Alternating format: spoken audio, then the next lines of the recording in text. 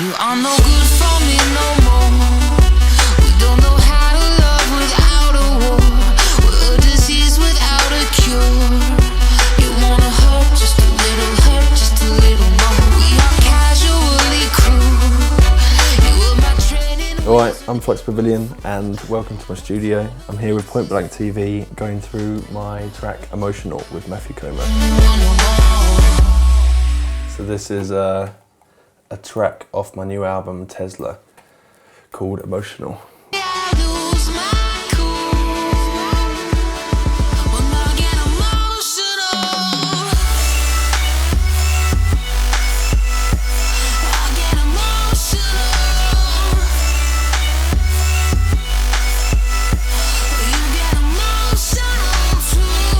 Sounds like that. You can hear the full version on SoundCloud and Spotify, and download it on BitTorrent if you feel so inclined. It's a pretty simple track, really.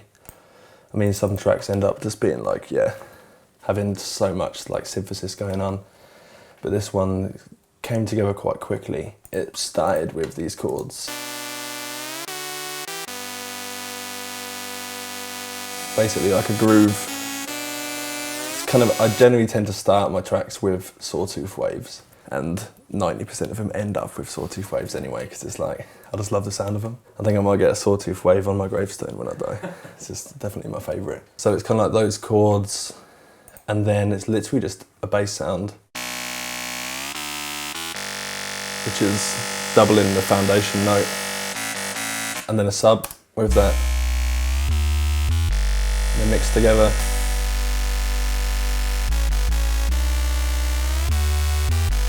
So all in massive yet. So I'll give you a little peek. It's not even a preset. It's just a sawtooth.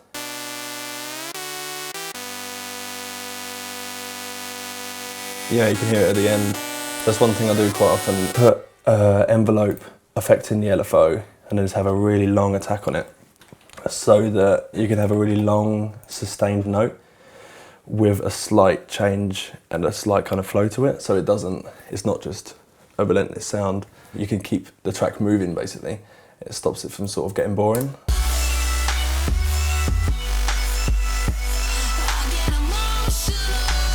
It just slowly adapts, and then you can keep refreshing. Sometimes I do it way more extreme than this, but this one's quite delicate. I mean, if I mute that, it's just strings doing staccato, following along, which I always find is quite helpful. If I get rid of that, it makes it a head nodder, whereas with it, you got a double time head nod, which I find when working with slower tempos, especially with dubstep, it's kind of like, what the beauty of dubstep for me was the fact that it's 70 BPM, but it feels like 140 BPM. And it's stuff like this that keeps it that flow. Because when you're dancing to it, it's kind of like dubstep's meant to be two-step, which is that kind of double time groove, but with the speed of dub. So, and I always find when I play tracks that don't have that kind of forward momentum, the crowd's just like, me and Dr. P always used to joke about it. It's like, sleep, it's his sleep time. Whereas I always add in normally an ARP or something, but this is like the stabs.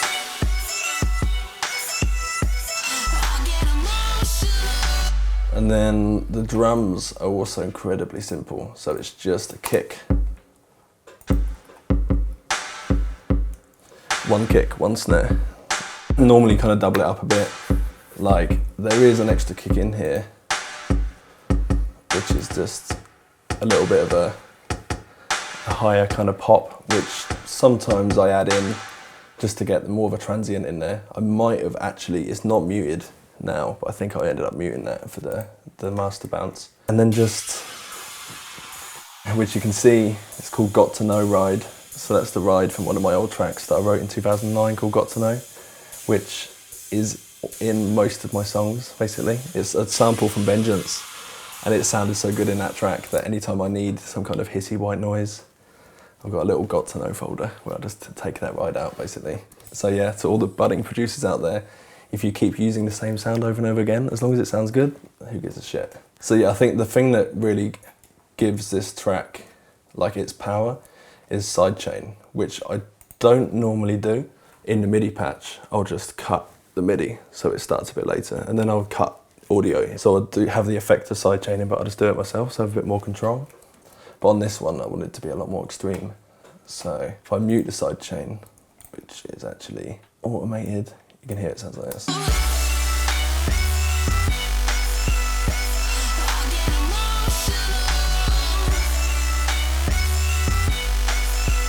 But yeah, basically just sidechained every kick and every snare, so they really pop. The sub isn't sidechained as well. So like that with the kick, it means, especially on this first bit, like it acts as, has that kind of real 808 sort of attack to it, which helps accentuate each chord, which I think is an important thing as well. Being able to define something is happening now. Like I normally, like when you play drums, the sort of rule is always like, whenever you hit a cymbal, you always hit a kick. Because a cymbal on its own is like, it always sounds a bit splashy, but with a kick, it's like, this is defined now. I would always do that with my, because a lot of my bass lines tend to be based around chord structures, but I still want it to punch. So I make sure that each kind of definition is defined. You know, like you know something's happening on that beat basically. And apart from the vocal, that's pretty much it. It's quite a simple one. I've got Addictive Drums as well, which I use quite a lot, just for little bits and pieces. As you can see here, it's the startup kit, so I haven't even gone any further than the initial patch, which doesn't normally sound that good straight away. I always use a compressor and an envelope shaper. So without the envelope shaper, it's a really handy tool actually, just to sort of help craft transients, just yeah, boosting the initial point. Then a compressor to sort of have it, yeah, not make it too mental. Like that, so it does sound very, it's like too precise in a way. But yeah, so that's kind of the drums there. And then yeah, the vocal, which was all recorded in LA. So I sent the track. It was basically,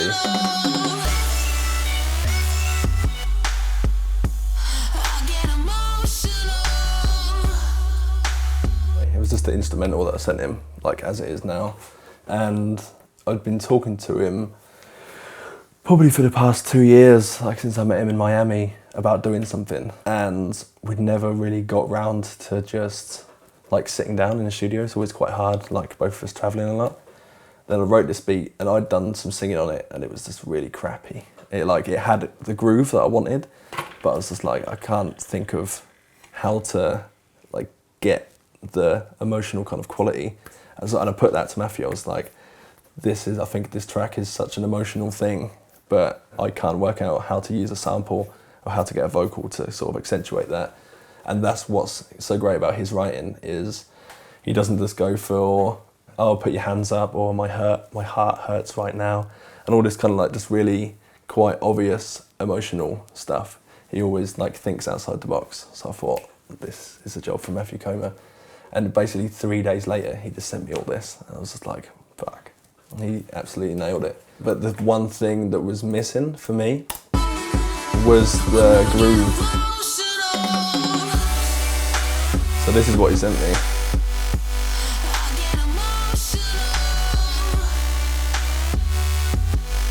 Was like, as a song, like works perfectly.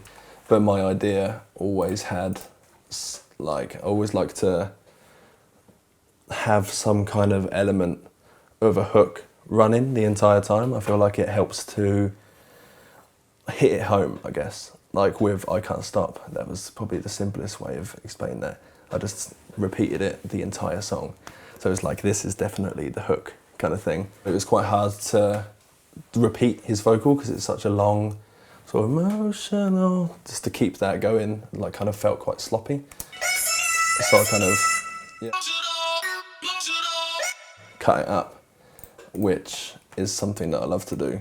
for me, when I try to find samples, it doesn't have to be the right melody, it doesn't have to be the right order, it doesn't have to be the right groove, but just the right words a lot of the time, or just the right sounds, like the right plosives. So if someone said dance, it's the way they say dance. That's how I look for a sample.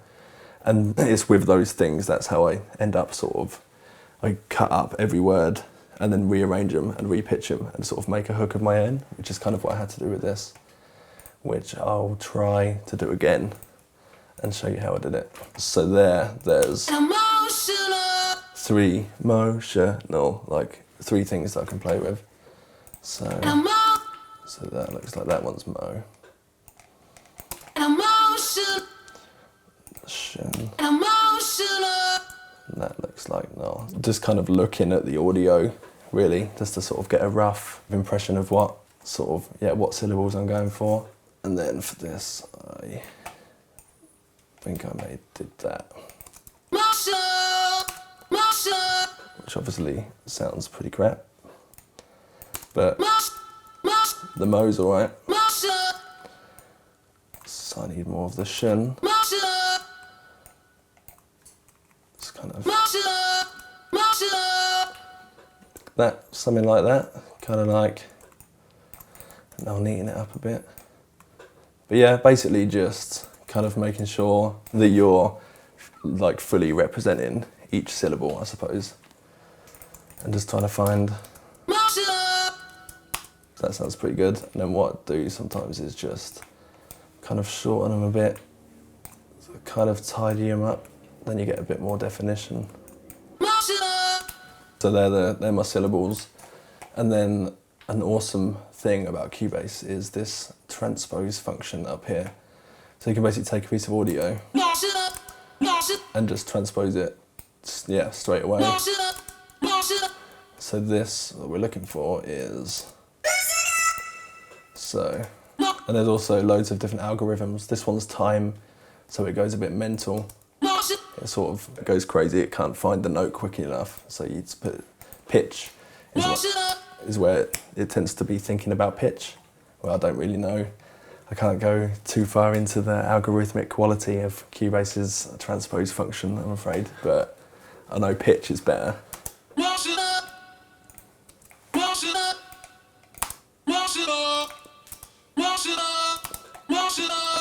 So there, and then I've got, at the start was an E from the so this so I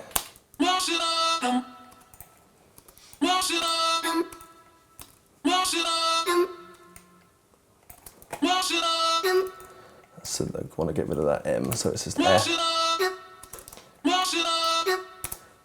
remember it being quite strange, so I'm going to leave it like that. And then, yeah, just kind of like loop that as a groove, and I pitch it up 12 semitones now as well. So that's...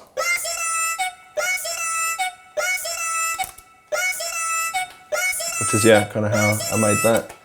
So then if I play that with the track, and if I put that on the channel as well, it would probably sound pretty similar. Yeah, pretty much that's how I kind of did that. So then that's like this groove. It's just a way of basically creating a new groove. It's like, so the groove's new and the transposition of the notes is new. So it's a completely new vocal. If I got him to sing that emotional, it would have sounded completely different. I think something about the chopping and arranging and the fact that it's not all pitched. Like, I think the first note is +9, second note's +9, third note's +10, and then the next one's +16 in transposition. So each note will have a new sonic quality because of the transposition, basically. So it feels real because you're taken from a real source of a vocal, but then you get this kind of essence of unnatural, which I think in electronic music is a really cool thing. It's like, what I've always loved about electronic music is the fact that you can make sounds that no human has ever heard before. But I could sit here and maybe make a sound that no one in this room has ever heard before, and maybe no one in the entire world. And that's one of the core things that I really loved about this song, is just that it kind of hadn't done it in a while.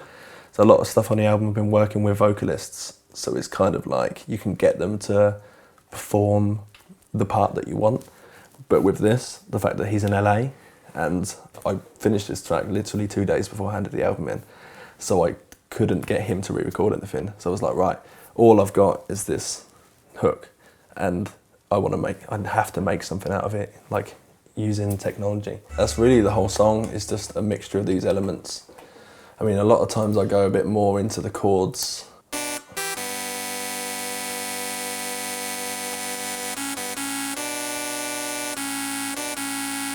So like there, sometimes you can like,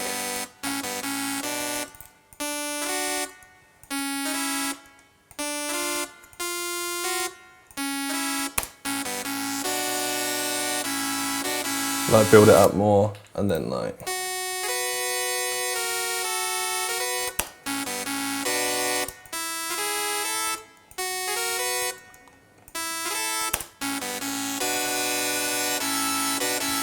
and then what's interesting about doing that is then this second line here that I just put in, I could do that on a different synth. And then the top line I do that on a different synth. And then by doing that, you're creating really like thick harmonies, but then you have the ability to move those notes in and out as well. Something I kind of did it less on this just because it felt like it was overcomplicating it with too many notes. But that's a thing I like to do loads, is kind of keep adding, so not adding more sounds, so not just like adding a lead sound doing the same thing, but adding a lead sound doing a harmony and then another sound doing another harmony, like mixing that like you would mix a record basically. It was learned a while ago when I was studying orchestration by looking at a chord, like if you've got 3 notes, if you're orchestrating for an orchestra, you've only got those 3 notes and you've only got these instruments. So it's like, how do I make that sound good? So I kind of took that approach with synthesis of only like making a chord and being like, right, these are the notes that I've got to play with, and using quite rudimentary synthesis, like sawtooth waves, and just using real kind of quite simple waves and quite crappy sounds. Like a lot of my songs, I always see people doing like, oh, this is how you make the Flux Pavilion lead sound. I look at it, the video is 10 minutes long, I'm like, that's too long. All of my sounds are always really crap, but it's the way of kind of harmonizing them together and making them work together as a unit like you would with an orchestra. That was something that really inspired me a few years ago. I was like, right, I'm gonna, rather than try to beef up my synthesis, I'm gonna try and deal with these sounds that I have and see if I can make them fit, which is kind of like where my sound came from, pretty much. So my master bus, this one is SSL comp. Basically, we've got the threshold at maximum, so it's just kind of like it's a little light caress, I guess. It's kind of just like a presence of just like a little cushion, just to make the song comfortable. And then ozone, which I use quite a lot. I tend to use mid-side, especially on my EQ. So here, mid, I've got my basses boosted a little bit, and then side, all the tops basically. I just found, to me, a stronger mix is like a wider mix. I've always loved stuff that just sounds like really supersonic, and I found that with the tops always kind of helps just getting that nice little like tingling. That's why you see basically all of my sounds, they're tops boosted there. If you have a look at this one, tops boosted again there. Like when I want more of that kind of pizzazz, I tend to just boost up the tops. And then doing that on the master mix can be quite destructive. So I found mid-side is a pretty handy way of getting that nice little sizzle, but not destroying your entire mix, like everything that's in the middle. And then looks like I've got a bit of reverb as well, which I think is just, which I found putting a reverb on the master, because obviously the classic thing to do is have your reverb as a send everything to it to sort of keep everything kind of together, like glue, I suppose, in a way. And it's good to do that, to have the capability of being able to choose what you want reverb on, what you don't, like mixing level wise. But for me, I just found a lot of the time I'm just having a little bit on everything. So I do have some more kind of like destructive reverbs and stuff, but most of the time I just kind of put a little reverb on the master, just to be like, yeah, another little soft cushion, just to keep all the sounds together. And then yeah, harmonic exciter is another thing I use quite a lot, but yeah, you'll see again, people be laughing at me now. Gotta love those tops.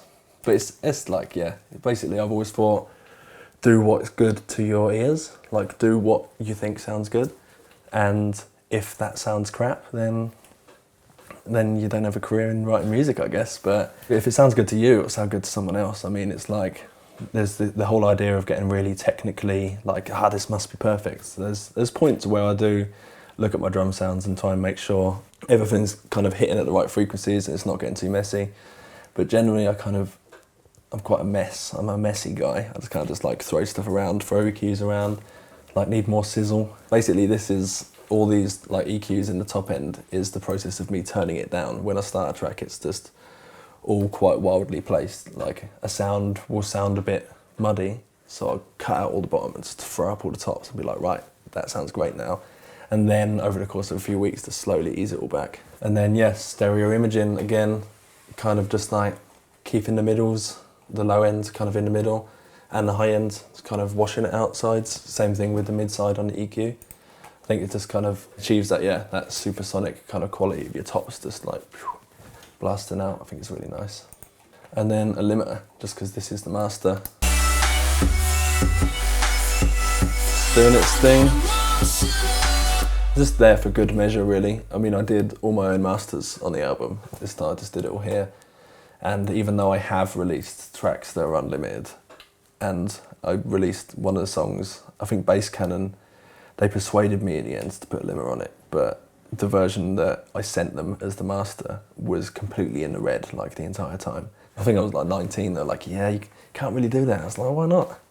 Why can't you do that? Why can't you release something that's clips? It sounds great. Like, and then slowly I've been persuaded to just put a limiter on there, just for kind of safekeeping, basically. Also, the vocal was mixed. I got like a lead stem. You are no good for me no more. So he gave me a wet and a dry one, but he did it himself in his own studio. And I tend to find, me, when I know how to tweak my vocal better than anyone else. I've had however many, like 20 years of working with my own vocal, so I have a way of just knowing what's going to sound good. And it's the same with, yeah, when I'm working with other songwriters and stuff, the best songwriters to work with are the ones that have their own setup. Because then the vocals that they're going to give you, if you don't record them, are going to be like the best that their voice can sound a lot of the time anyway.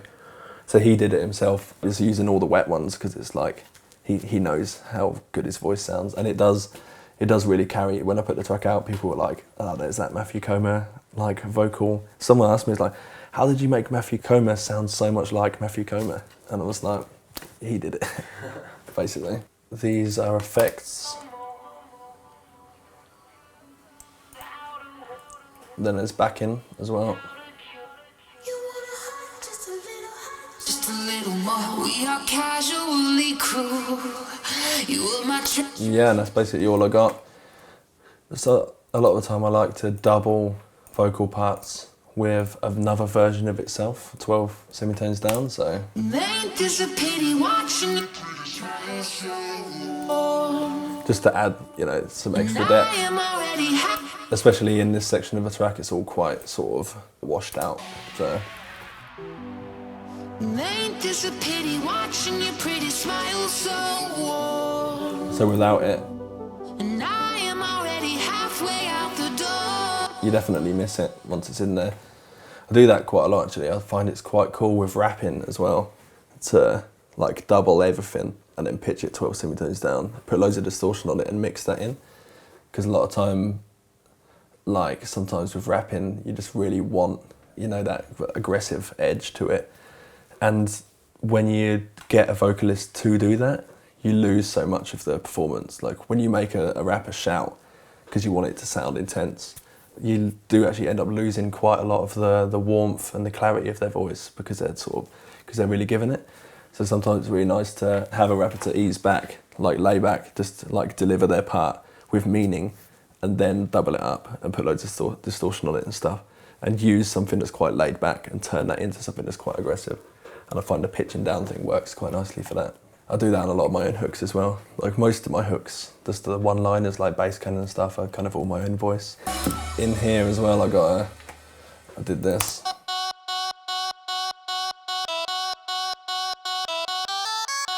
Which on its own, when Matthew Koma hears that, it's going to be like, I can't believe that's in there, because it sounds quite bait. But that's doubling a lead here.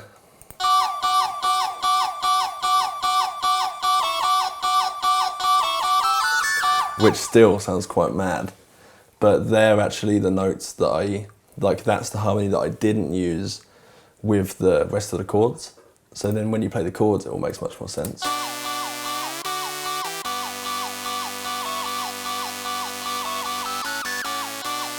So on its own, it's quite a strange thing, but then mixed in with the stuff that I've left out in the chords, then you can fill those harmonies in.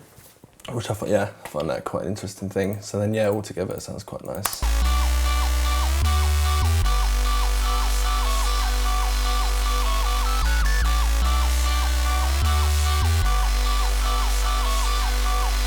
Later on I even added another lead in the second half of the drop.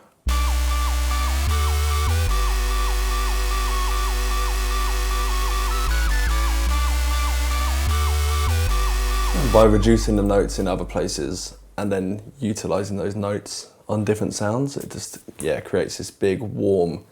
I think that is kind of how I've worked out how to make like a wall of sound. It's sort of rather than using sounds to fill in the gaps, I kind of think about it horizontally and use notes, like fill in the gaps where I was like, another harmony could go in there, rather than put that on my original chord. I'd use a different sound and then start filling in the gaps. Yeah, it ends up sounding quite emotional, which is suitable. The inclusion of vocals is, for me, it's like hook-based, I guess, the way I look at it. I normally kind of assume there's going to be some kind of hook, which means a vocal is going to go in there at some point. So like when I'm writing a song, if I'm just writing an instrumental, I always have like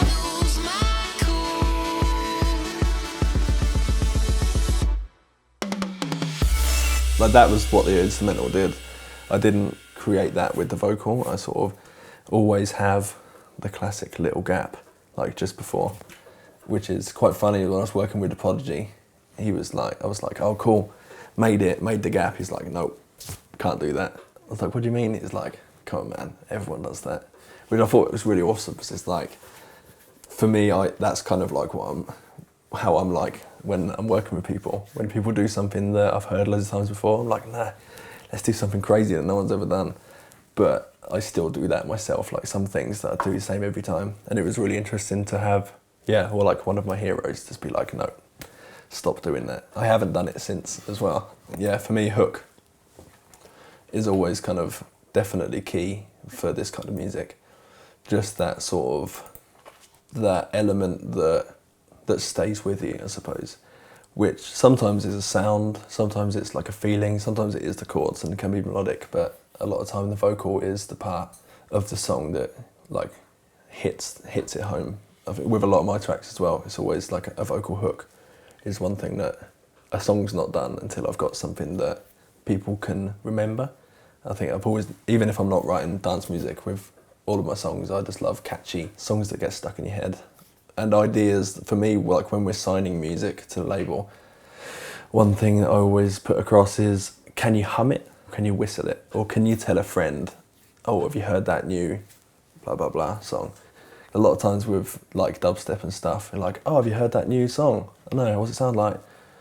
You're like, yeah. They're like, nah, it kind of sounds like all of them. But with this, like, I get emotion. Oh yeah, I know that song. Like, that's a really important thing for me in production, is just I think it's like relatability, I suppose. It's when you can sing along to it, and when you can like be a part of it.